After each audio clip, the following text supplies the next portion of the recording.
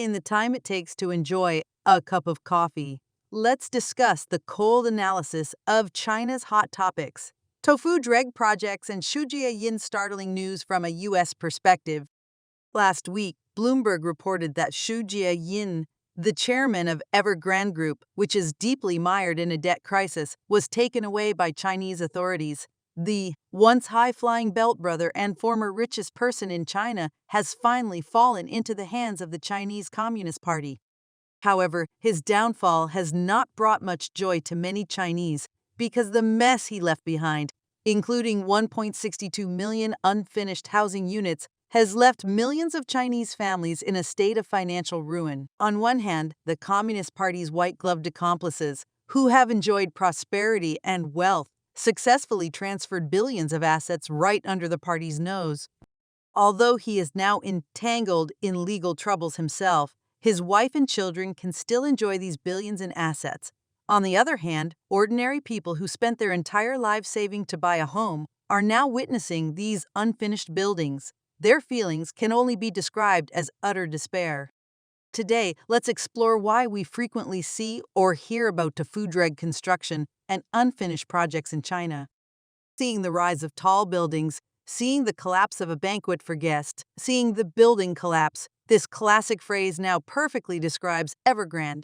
In reality, Evergrande's unfinished projects are just a microcosm of China's real estate industry. Currently, these unfinished buildings in China are extremely common. According to publicly available data, among the top 32 second-tier cities in China, there are nearly 110 unfinished projects that have been languishing for over a decade.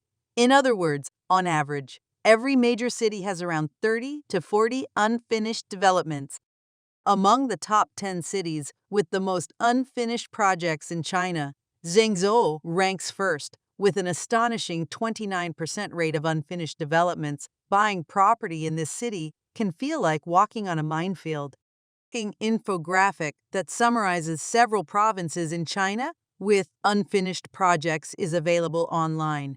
It's evident that unfinished projects are a widespread issue in China. Therefore, you can easily find these scars of unfinished projects in major Chinese cities. For example, the 117 Tower in Tianjin, which had an investment of nearly $9 million, was once touted to become the tallest building in Tianjin and the second tallest in the world. However, it has now become a hot potato that no one dares to touch.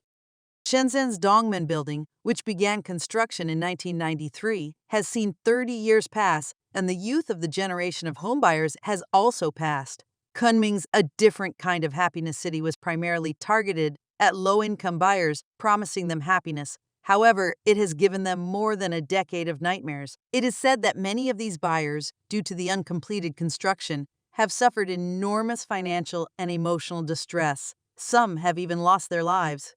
Over the past 2 to 3 decades, China has witnessed numerous unfinished project incidents.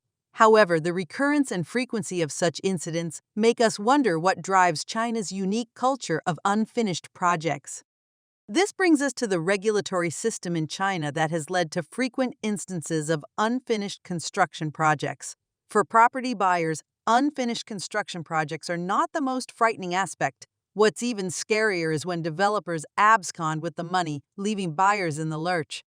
According to the laws in some areas of China, the deposits paid by property buyers are supposed to be supervised by banks under the jurisdiction of the Municipal Housing and Construction Department.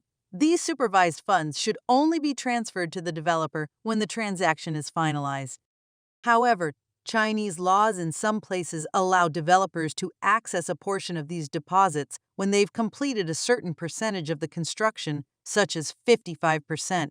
This has led to many construction projects in China being left unfinished. They're not entirely abandoned.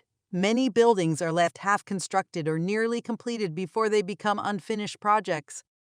So, if the regulatory agencies in China were more focused on protecting the interests of the buyers and did not allow the deposits to be transferred to developers until the properties were fully completed, it would discourage developers from fleeing midway through a project. This is one of the reasons why unfinished construction projects are rare in the United States, as they prioritize protecting the interests of buyers. In the United States, it is evident that the source of funds for developers is not dependent on the buyer's deposit or mortgage loans, unlike China. In China, if the loan is not paid on time, the developer may face difficulties in buying construction materials, paying wages to laborers, and the project might become unfinished. Can real estate developers apply for loans? Of course they can. If their own funds are insufficient, they can apply for loans from banks rather than relying on the buyer's deposit or mortgage loans. This way, in case the developer faces financial difficulties or the risk of an unfinished project, the buyer's interests are protected. See, the deposit is kept in a third-party account, so it's safe. Any remaining financial disputes can be resolved between the developer and the bank, and the buyer can walk away. This is different from the situation in China. In China, developers heavily rely on various forms of leverage. They borrow money from banks, take deposits from buyers, borrow from suppliers, and even use financial products. This excessive leverage has led to risks in the real estate market. Now, when it comes to the United States, there are also real estate tycoons, but can they use leverage to profit in the same way? It's not that they can't, but it's quite challenging. Let's talk about the Chinese real estate mogul, Xi'an. He used multiple layers of leverage: borrowing from banks, borrowing from buyers through presale deposits, borrowing from suppliers, and issuing financial products. However, in the United States, these practices are not as common. Real estate developers often rely on their own capital and bank loans, and they don't use the same level of financial engineering. Moving on to Donald Trump, who is also known as a wealthy real estate developer and former U.S. president.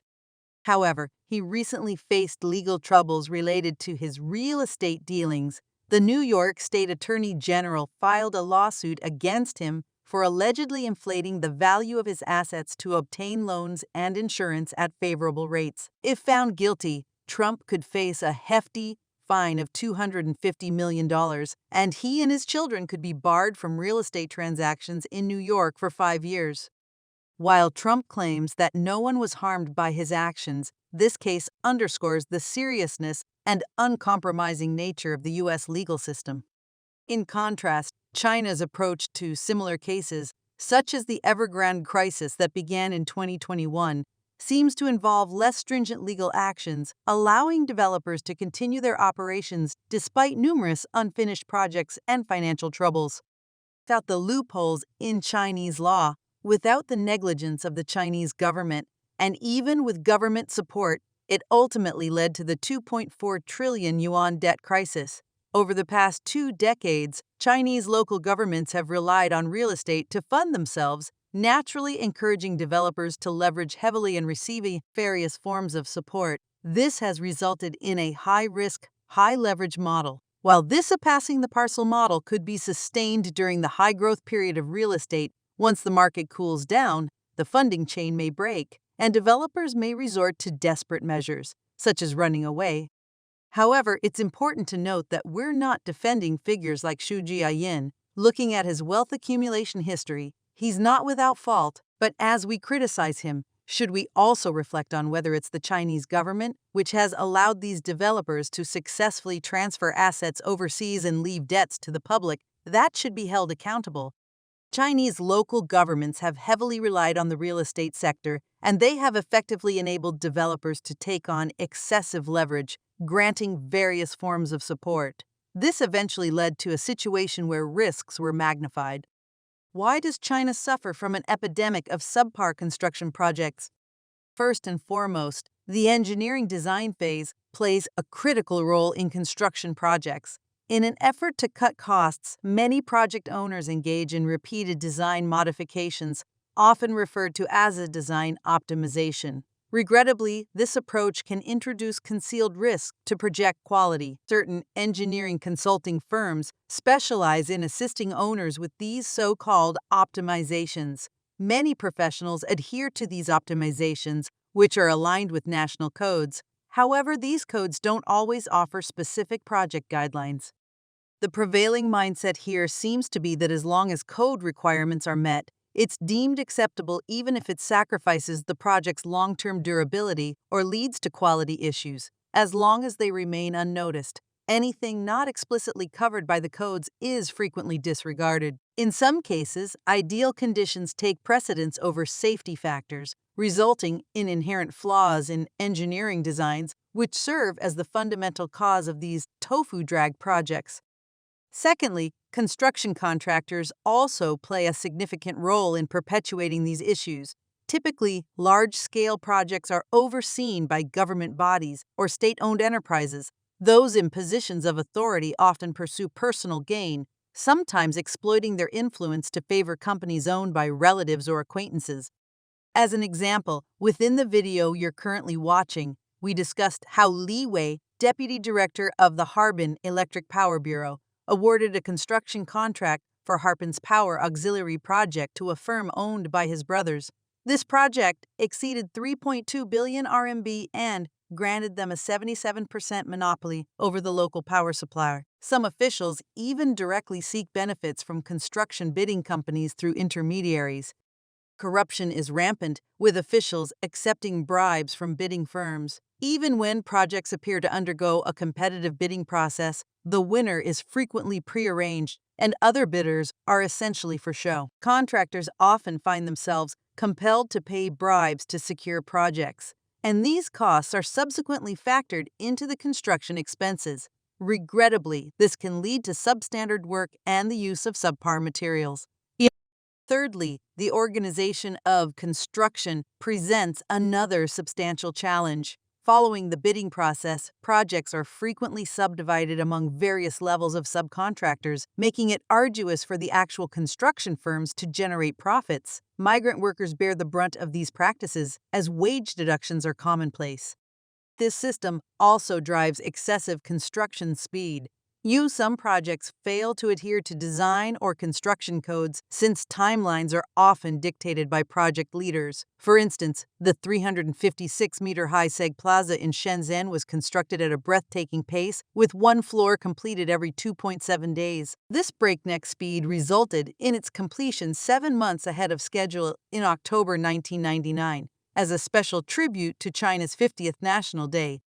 To ensure construction quality, it is customary to hire supervising engineering companies.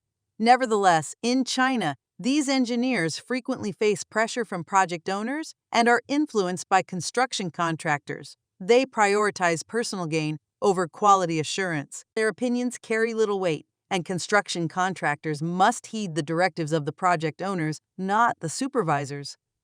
Lastly, the process of project acceptance often prioritizes the interests of the project owners and experts over quality assurance.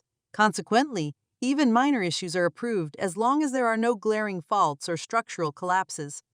In summary, lobbying in the United States is subject to regulations that aim to maintain transparency and accountability. While there may be cases of abuse, it serves as a means for various interests to be heard by lawmakers. The differences in anti-corruption measures and lobbying practices between the two countries reflect their distinct legal and political systems.